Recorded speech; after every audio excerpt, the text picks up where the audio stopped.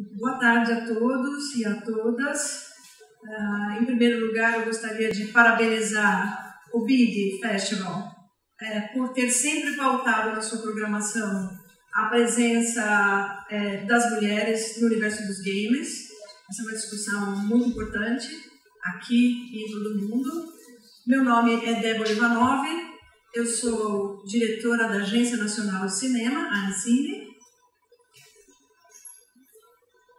E hoje eu estou aqui para mediar a mesa com essas mulheres maravilhosas, empresárias, desenvolvedoras, mulheres executivas das áreas de negócios, marketing e etc.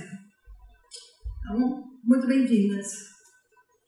Eu queria começar pedindo para cada uma de vocês se apresentar, dizer qual a sua área de atuação e aproveitar e comentar como, ou vocês pessoalmente, ou na empresa em que vocês atuam, como vocês lidam com a questão da diversidade, da inclusão e da maior presença das mulheres como desenvolvedoras, criadoras, gestoras de projetos. Deixa eu começar com você. Sure. Hello everybody, thank you for having me here. My name is Rosemary, and I am a little bit of an odd one out. I work for a non-profit organization, and we have developed a game called Shadow's Edge, which helps chronically ill teens and adolescents cope with what they're going through when they have things like cancer or diabetes, Lyme disease, anything long-lasting. So the focus is to use gaming to make difficult subjects more palatable and really meet them where they're at on their mobile phone playing games. We are a very small organization, and of course I am a woman in games. Also our founder is a woman, and I don't know how it happened really, but about 60% of our team is female. We didn't set out to do this, we just basically invited people we knew to work for us. And then we hired a developer in the Netherlands, and it turned out that in their team also, it's about 50-50 women in games, which I don't really see often. Que maravilha! My name is Shirley Lin. I'm with the company, a co-founder. Excuse me, just 1 second. Do I have to wear this? No. I can hear in Portuguese into my ears. I'm speaking English. Maybe I spill out Chinese my next. Okay, so now, sorry about that. Okay, so again, my name is Shirley Lin. I'm currently co-founder of a company called DOGIgames. It's a blockchain gaming portal and original content. But my background is kind of a different twist because I grew up in Taiwan. I studied history. I came to the US. I tried to get a master's degree in Latin American history. I was always so fascinated by Latin America. But I went to US and New Mexico. I tried to get my master's degree. I totally failed the thing, okay? I totally sucked my English. My Spanish was awful, not let alone Portuguese. So I decided to change my major, and I switched to computer science. Computer science is easy. Studying history is so hard. Computer science is easy. I just aced the class. I got my master's degree in not just A, but A+ in every class, and all the guys are like, this Asian raised woman in the class, and she's getting all the A's, and it's just like so easy for me because I was really good in math. Anyhow, so I work that was in Texas. So after I got my master's degree, I went to NASA in Indústria. So I worked on NASA. I worked on a space shuttle. So I wrote a lot of code at that time. Later on, I moved to Silicon Valley. I've been living in Silicon Valley for a long time. And I used to usually work in a big computer company. I was a programmer in operating system because that's the only thing fascinating. I kind of despise application code. Not real. But I work in operating system, and I was interested in managing people, so I got to be a manager. And later on, I moved on to start my own company, and that was in 2000. So I got into that and then later on in the social gaming Facebook, I hang out with a bunch of developers in the social game development. So somehow I got into the gaming industry, and I organized a lot of events in Silicon Valley for startups and so on and so forth. So people came to me. And somehow this Italian company came from Sicily, and they were doing mobile advertising. So they hired me as an international staff executive. That's how I accidentally got into the business side of things. Totally not by design. I don't think the guy really saw my resume, but he came through some other introduction of the German guys. So I don't even have a business degree. So ever since then, that's 2011, my background. I've been working in the mobile gaming, mobile advertising industry, and last year a friend who's a big CEO of a big mobile gaming company in China, so he recruited me as a co-founder of this blockchain company. But I've been working for an Italian company, French company, China company, US company, besides my own company. So that's how I got into doing a lot of the global business development, because I cover Europe, I cover China, I cover US, and now I get to cover Latin America. So this is my first time here. It's my dream. I didn't get to come here as a diplomat. I come here as a business person, you know. So, but it's my dream to come here. Thank you all. Thank you, Shirley. I feel so much pressure to talk after her. So, okay, I hope you guys don't get bored. So, and as I say, as Shirley, this is the first time I visit Brazil, and it's like such a new continent for me to explore, and I'm so flattered and so honored to being invited, and you guys having me here. I'm so happy. And me, myself, I've been working in the industry like only for 5 years since I graduated from 2013. Don't count about my age, so yeah. So I've been playing games my whole life. I also label myself as a badass gamer. I play really hardcore games. It's like I beat guys in the player versus player battles and arenas in Warcraft or other mobile games. Just really hardcore player. So I always looking forward to when I work in this industry. And it's like, it's my dream job. And I've now been charging of the international business development of Chang Gamespace. And we just launched our publishing sub-brand at the beginning of this year. It's called Games, and I need to find good Brazilian games here, to publish back in Greater China. Either bring the great titles from China to the rest of the world. So it's like I'm the one major being kind of like literature side back in the days in the college. I never learned in a business school, but now I'm doing business development here. So it's kind of like just a great adventure. And as I see in my office, it's like more and more my two bosses, the VP girl and the other CEOs, both girls. So it's like girls dominating our office. It's like you can see more and more girls working in this industry. We don't need,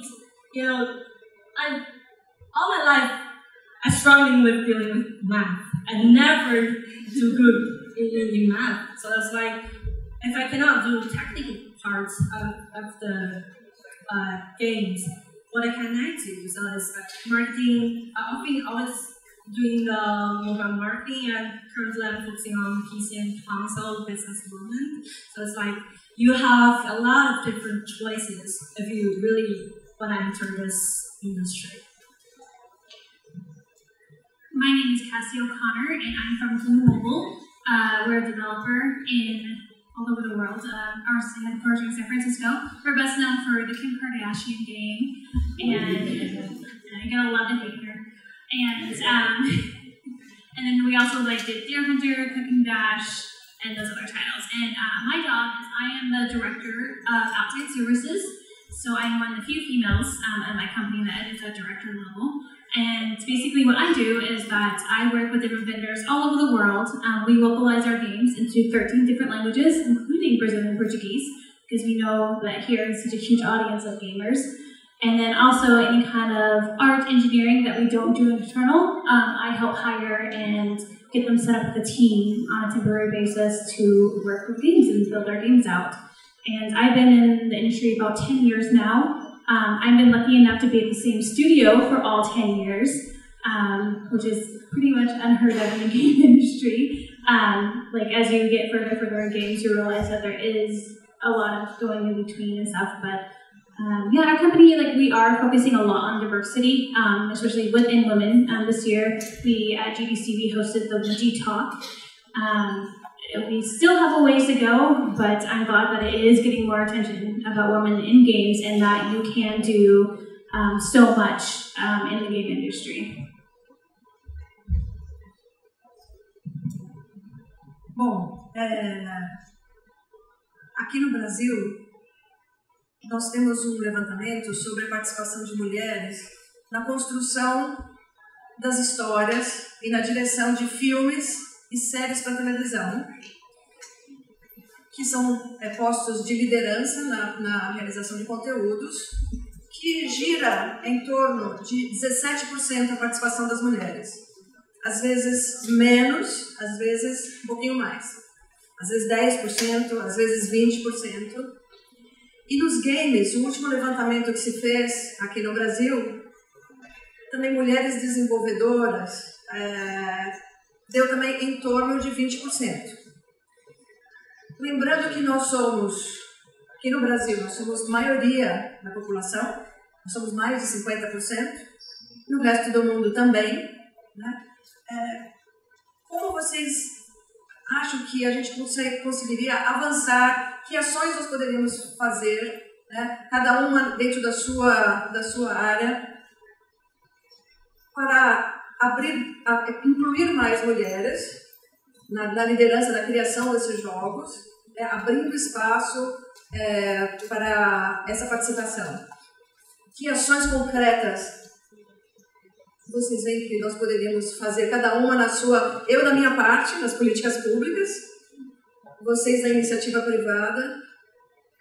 Você já falou um pouquinho, né? Vocês têm uma política de diversidade, mas que ações mais podemos fazer?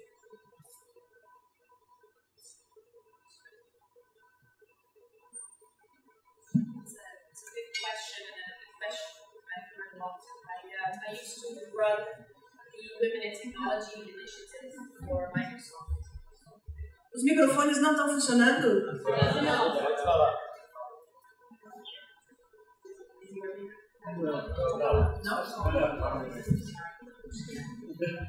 This one working? Yeah. Excellent.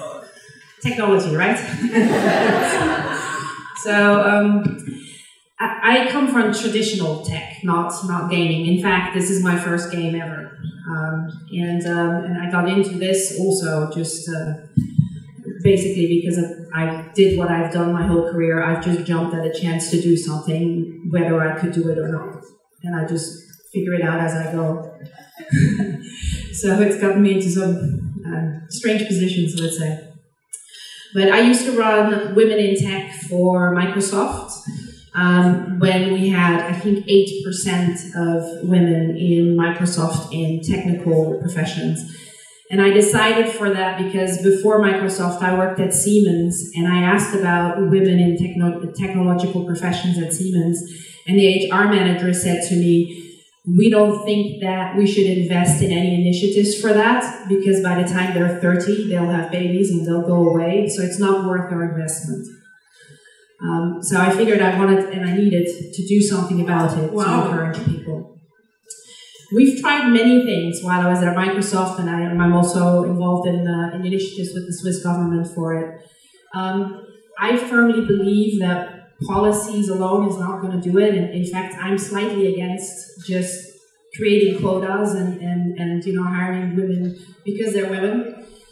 I think each of us, whether male, female, undecided, whatever, we have things to offer companies, and to be able to even figure out that you might want to pick that career, maybe the career in game development, maybe a career in business development within gaming. I think you need role models, just like you have in movies.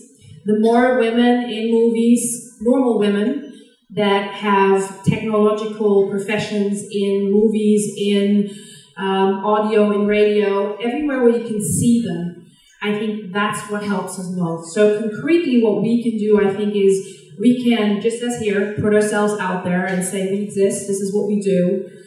We can talk about how cool the gaming industry is to be a role model to young kids, maybe young girls that just don't know that these things exist.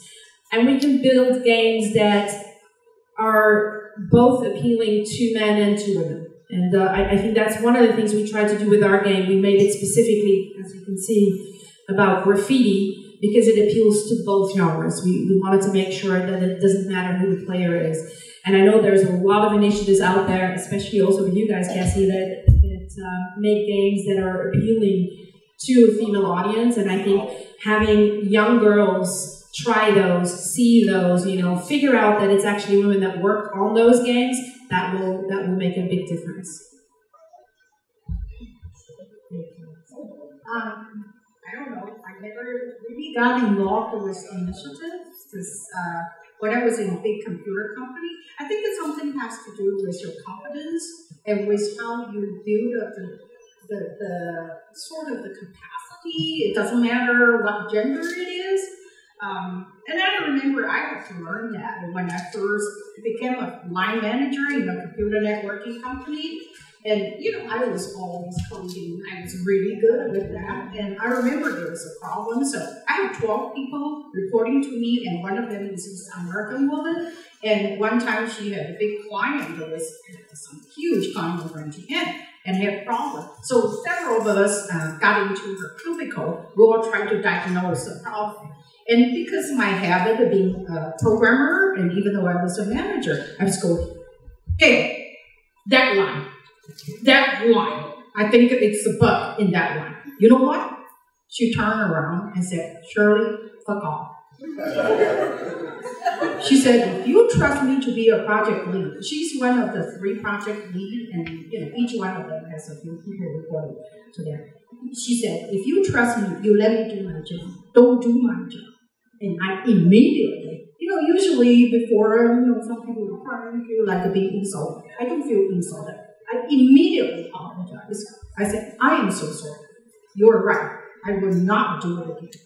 And that's how I learned to be a manager. You gotta have the capacity. It really doesn't matter what.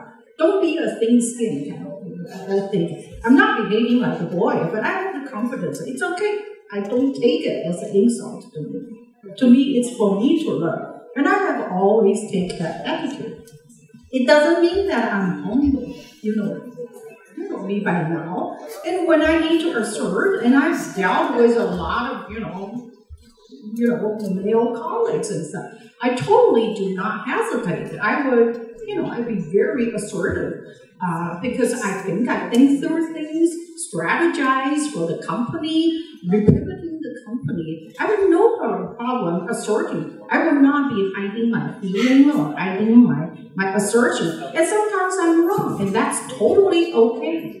So I think in any leadership, again, it doesn't matter gender difference, you gotta have the confidence in yourself. But you gotta be able to assert your reason, to prepare for the reason that you assert something, whether it's a strategy, it's a practice, or some decision making. For me, that works very well for me. But there's one thing I want to add. I've been covering China a lot. And I remember in 2012, 2013, my first few times going to China for business reasons, I observed many Chinese game companies. And number one, fact, in Chinese mobile game industry, average age is so young, okay? And I don't care, they're young, but I can totally hang out with them. but there are many women. I was amazed by average women in game studios that I went to visit, because women are a lot of illustrator, graphic designers, storytelling. I was like a 50%. Many of the studios, Chinese studios, over 100 people that I visited, women are actually, almost 50%.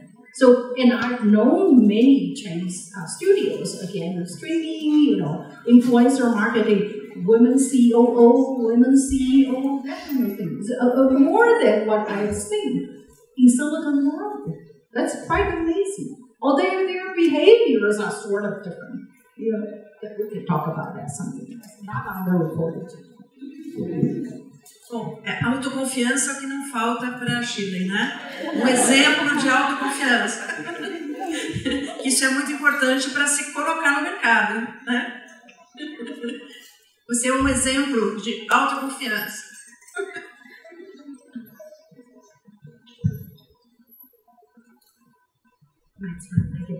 Pressure. Okay.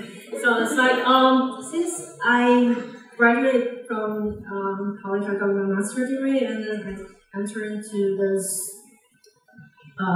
industry. It's like at that time, basically, I know nothing about it. Just nothing, just passion, the love for games. At that time, I was lucky. To be honest, I was lucky. I was getting tutored by a professional person who got a really legendary background at that time. So I always consider myself as like, Vivy is never the best, but I always learn from the best. But I still follow that till today. It's like, I've been talking to people. Because I'm the BD guy, so I've been traveling around the world. I've seen so many different people, and I talked to the people working in the industry for dozens of years. It's like, they're working in this industry. Every time asking someone, they're working in this industry like for 28 years. I was like, okay, I'm in this industry for only 5 years. So I'm not saying I know nothing about it, because I really tried hard. I'm trying to be an expert in my own area, but still, there's a lot to learn. But the good thing is that you realize that everyone's been in this industry like 28 years, like forever. So it's gonna be my lifetime career. So it's like you got to know what you're pursuing for your lifetime, and then it's like, and you're gonna follow it. You're gonna keep it real. And it's like I've been learning mostly because I don't have a technical background, so I've been mostly focusing on the marketing and business development side. So it's not about, I think, from my opinion, like, you work in this industry, it doesn't matter what gender you are, if you're a lady or not. It's all about being professional. It's the most important things. And then secondly, as a female, I'm not labeling myself sensitive or whatever, but I can, it's kind of a female superpower, you can feel, you'll be more considerate, you'll be more... Superpoderes, yeah, you'll be more caring. So as a BD guy, so you can feel kind of, the requirements from your, partners, or potential business partners. That's what I learned. I think a big part is starting off girls young, like in school, like encouraging them to do math and international studies and computer science. I think starting at a really young age and just encouraging them, giving them that exposure that there are opportunities, and especially because gaming is part of every single culture. Every gamer, every country plays games, and especially on mobile phones. It's so easy now. So I think getting them started when they're really young, setting up camps within schools, having them, having women be role models like this. I think it's important that almost any kind of game conference has a women panel where we can sit here and we can talk about what we do, because we're all so diverse in our jobs, and we're only a tiny part of, women can do anything now. So I think that is a big part of it. Like you said, just getting women in every continent, like having a panel going. And then also too, when you're in the industry, find a mentor. Even if it doesn't work at your job, find other women who are in games and just talk. Get a martini, go out after happy hour or whatnot, and just talk, because we all have our experiences and we can learn from each other. And also too, I think it's important to discuss your pay, especially nowadays when we want equal pay between men and women.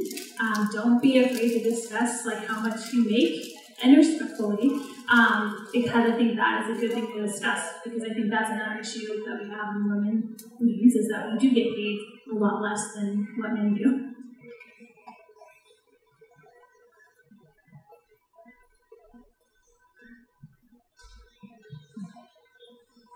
O que vocês, dos comentários, aqui alguns comentários, foram da importância de nós termos referências femininas que possam inspirar outras mulheres a seguir também nessa carreira, não é? Vocês são exemplos inspiradores para outras mulheres que estão chegando nesse mercado.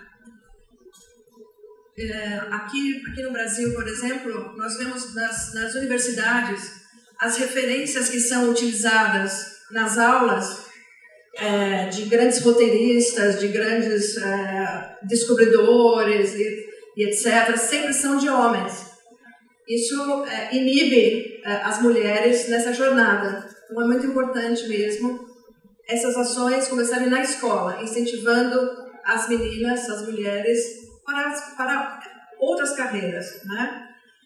Agora, também, uma referência que nos falta é de vermos mais mulheres como protagonistas das histórias, nos filmes, nas séries e nos games. Então, no último E3, que é um dos maiores eventos de games do mundo, nós vimos que só 5% dos jogos apresentados ali tinham protagonistas mulheres. Então, eram 6 de 126 jogos lançados pela grande indústria, né, pela indústria global. Como vocês veem isso? Porque isso também influencia, né, na falta de referências. Por que tão poucas mulheres como protagonistas de filmes, séries e games também? Queria que vocês comentassem um pouco sobre isso. Por que isso acontece e como a gente poderia fazer para avançar nessa maior participação das mulheres como heroínas, cientistas, mulheres poderosas à frente dos games, não só no desenvolvimento dos games, mas também à frente das telas como protagonistas das histórias. Yeah, I think that's a very good point. You can't be what you can't see. So I think that's something that's really important to do. It is changing. I mean, as much as we still have these women panels, which is great, it is changing, I think. If I look back at when I was sitting in a basement coding, because I do have a more technological background, I think, than the others, and just recently got more into marketing, which is a whole other problem. To figure out, so I might need a mentor actually. But in those days, all these stories we hear about who invented what, as you said, are all men. But now there's movies coming out like Hidden Figures that show the involvement of women in coding for NASA. There's movies coming out about female directors in the 1930s. There's TV series that, albeit stereotype women in tech a little bit, and make us all sort of look the same, which I think is also needs to change. But I think that will have a big influence. I think where we could do better with that is, as Kassi said, start younger. I think we need more Disney series at age 5, 6, 7, that have Transformer-ish type things, but for girls. I think there's companies that are setting out to do this with, for example, Goldilocks, that makes engineering toys for girls from age 3 and upwards. So those will help. But it's all a question, I think, about visibility. And I think that's why we're all here, because we want to help that. We want to make sure to do that. And one of the things that I could give each of you that are in this audience that are female as advice, and by the way, it's the same advice for men as well, is you have to ask for what you want or you won't get it. You just simply won't get it. I've had this as my motto all of my life. I started in, wait for it, breeding ostriches. I hope the translation gets this right. Yes, the big birds. And then, you know, now I'm through Microsoft, IBM, etc., traditional coding, I'm now in games. So you never know where you may end up in life if you just really are passionate about what you do. And I think that's one thing that gaming has that no other industry has. There's so many people that are really passionate, not about their job, but about what it is that they create. And that's a large difference. I don't see Microsoft Office developers do that, right? So I think that's another part. We have to show these cool games, and we have to show people how great the content is that we can provide, and how those can build a connection with our audience. And part of that is also character. So in our game, we have a female character. Spoiler alert. But we had. I'll hand over, but we had quite some issues in the US with this because we had just automatically, we made her a white female. We just designed something. You would not believe. No, she cannot be white, she cannot be black. Why isn't it a she? Why can't it be a he? What if it's a transgender? And we're like, dude, we just designed the character. I mean, all right, we'll make her blue. You know, how about we make her short-haired in the first bit, long-haired in the last, so nobody knows if it's a she or a he. It's just, I think we have to be more open and use our creativity to create role models, no matter what the ethnicity, what the religion, what the gender. It doesn't matter. It's about the game. It's about what the game can do. It's about the content and the interaction and passion for that, I think. In my view, I don't think, my personal opinion, I think the society is treating women, and because they are raised to be so, I think in every family, think about when you were born. Your parents start to buy you damn pink Barbie dolls. They treat you like girls. They have raised you like girls. My parents never. My father said, go get a degree. My parents never gave me any girls' toys. So to me, all my life, we're equal. No, there's nothing wrong. When I gave advice, I remember I was a judge in Lisbon, the game Discovery, and there was one team that I like, and me and the other judge from Denmark gave the team #1. But when they asked me to criticize, I said, you know what? You guys are creative, but your presentation totally sucks. And they were like, and I would say the same thing if it happened to be a woman. I would say the same judgment because that's our language, right? You suck at presentation. But I'm hoping that women don't think, oh, Shirley is insulting me. That's not insult. That's a language we say. I want to be honest. I think that's a baseline. You treat everybody equal and honest.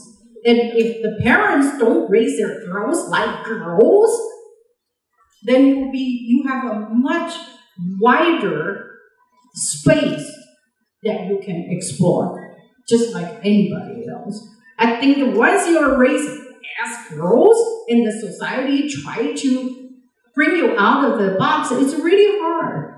But don't forget, I remember it was a survey or study 3 or 4 years ago. For the hardcore console games, PC game, guess what? You would never guess. Women players, almost 50%. Not to mention casual games, mobile games, Candy Crush, that kind of thing. Women players. So women do have a voice. But think of yourself. It's not women or men. You're just, another gender. Why do you have men and women? So you treat yourself as an equal part in the society. And, where you have to be assertive, you learn whatever. Just excel in it. And there's a lot of opportunities in everything if you believe in yourself. I totally agree. And it's like, when I was a little girl, I played a lot of games, and there will be some judgment that's like, you're a girl, why don't you play dolls? Why don't you play more, girl games? I was like, no, I'm into this. I'm not listening to anyone's judgment on this. I'm just pursuing what I want, right? So it's like, yeah. So I've been doing this job. It's playing this business development role is more like a man's world, kinda. From my personal perspective, it's like guys are making some guy jokes. I don't get it.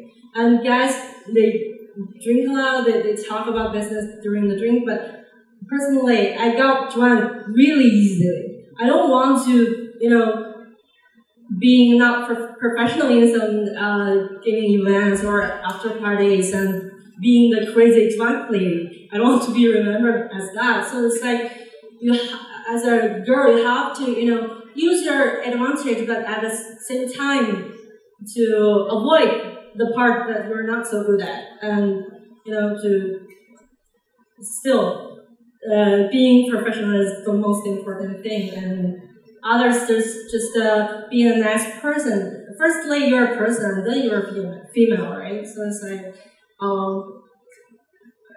I feel like being a woman in gaming, I'm very proud. I've been sitting with so many amazing ladies here, so I never imagined that one day I'd be sitting here. So it's like anything can happen. Girls, you just go have to try. I think too, when we are developing games, that we need to represent women in the right way. Yes, you can put a female character in there, but she can be helpless, or she's the one that gets rescued, or she has a distinct body type that is very unrealistic. So I would say, as developers, if we are going to put women as main characters, we need to make them badass. I mean, we want to make women like Lara Croft and not Princess Peach. Like we want to be the heroes. We want the ones that are saving the game and moving forward. So I think that is a cultural thing that we have to learn too, is not to objectify women in video games. Because you see that in almost every single game. And you can say what you like in our Kim Kardashian game, yes, like she is a beautiful woman and you shop and stuff, but also in there, like you're a businesswoman. Like she's a multi-millionaire, thanks to us too. But she is a multi-millionaire. Her sisters one of her sisters a billionaire, like that is. So I think you can be a woman and look a certain way and still be super successful. But in our games, we have to approach that the right way and make sure our women are badasses. Essa questão dos estereótipos a questão dos estereótipos é realmente um problema, né? Ou nós somos mulheres perfeitas, né? Somos retratadas como mulheres perfeitas, ou então são aquelas heroínas que são iguais aos homens, só que tem peito, não é? Precisa aos poucos, mas aos poucos isso está mudando. Bom, o tempo é pouco para conviver com essas mulheres tão fortes e que são exemplos de inspiração para nós. Nós só temos mais 5 minutos e nós temos uma plateia com muitos jovens, então gostaria de passar a palavra para cada uma de vocês, fazer um encerramento e dizer para os jovens o que vocês diriam em pouco tempo para que essas mulheres possam avançar nas suas carreiras sem medo, destemidas, com muita coragem. O que vocês poderiam acrescentar?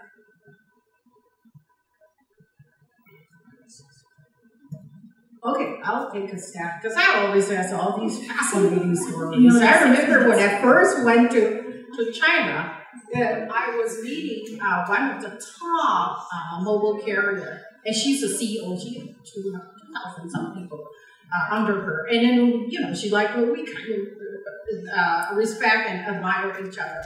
And when she got to know me better, and I was working for the Italian company, and she said, "Shirley, you don't drink, you don't smoke, you don't sleep with women. How are you going to do BD in China? That's apparently how guys do BD in China. I said, okay, that's kind of tough for me. I definitely do not do the last one. I don't smoke. I hate smoke. But once in a while, I drink. You know what? But that, again, I don't take that as an insult to me. I just say, well, go ahead. And I did really well. I built up a huge network. Everybody loved to hang out with me because again, in my eyes, that's not insulting. I have my own principle. Again, I'm just very confident that I speak the same language. I don't like to speak like a woman. And one thing a lot of the women panels that I went, and there's always, please do not ask, always some people ask, how do you balance your family life or children, husbands, or anything? Why? Why must you ask me this question? I got tons of other stories to tell you. I am actually not that good in that aspect. But let's talk about something else. So that kind of things happen again to me. I'm more like more fearless. And probably, again, my parents didn't raise me like that. So I have a lot more confidence and very confident in my own skill. But I do think that it needs to start in the family. When you have the family, guys or women, don't treasure. Don't buy all these pink toys for your girls. I would follow up and say, just be true to yourself. If you want to play with Barbies, male or female. Just be true to you. Find other people who are like you and learn from them. And don't be afraid to ask questions. Especially as you're starting out, you may feel insecure or not confident about doing that, but that's how you learn, is always ask questions. And be completely true to yourself and it'll go fun. So my suggestion is that never be afraid to step out of your comfort zone. So though I just have 5 years experience in this industry, but I've been doing 2 different roles, which is crossing really 2 different fields. It's like you don't limit yourself. It's like you can try everything you would like, and then you will be surprised what you can do till you try. Yeah, I agree with that. I would say also be open to change. I mean, nowadays you start out quite young, especially in this industry, and you'll have a very long career. It's not many times, as Kassi said, that you are in the same position, in the same company, in the same environment even, for that long. So be open to change. So don't be afraid to try out new stuff. And I would say if you get stuck, just imagine yourself as your badass character you want to be, and then see what she or he would do.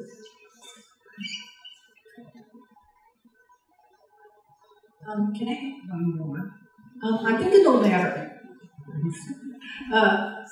Always, I think that's what I'm so passionate about this industry, or whatever industry. Always set up, no matter what position you are in, set out with the heart to always help other people. Okay? Meaning, every person might say something you're not comfortable, but build a relationship, build the friendship, and always help others.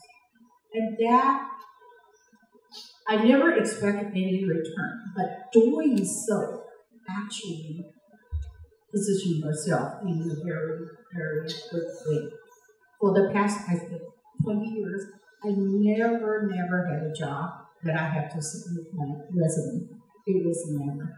All these jobs I've been through, French, Italian, China, it's always they come to me because they have heard me, they have known somebody whom I helped with such friendship or relationship, and that's how I got to be recruited to the job. So I think it goes a long way. I never expect that. But I'm sure you also are always into doing that. But don't ever hesitate to help others, even if you just meet somebody the first time. That always gives you a lot of leverage. I mean, you don't expect anything. Bom, para finalizar, eu também comento com vocês que, especialmente para as mulheres, aqui no Brasil, a nossa criação, a universidade, sempre nos levam a nos colocarmos como coadjuvantes, né? Nunca como protagonista, como líderes. Então, naturalmente, a gente se coloca para ajudar, mas a gente não sonha com a liderança, né? Ela até acontece, mas a gente não sai sonhando com isso. Então, a minha mensagem para vocês é: sonhem com a liderança, sonhem em ser protagonistas, lutem por isso. E lutar é ser uma boa profissional, é ser dedicada, ser honesta e, por que não, almejar sim ser um líder, né? Então, coragem para todas vocês. Muito obrigada pela inspiração de cada uma de vocês. E até a próxima Big Festival.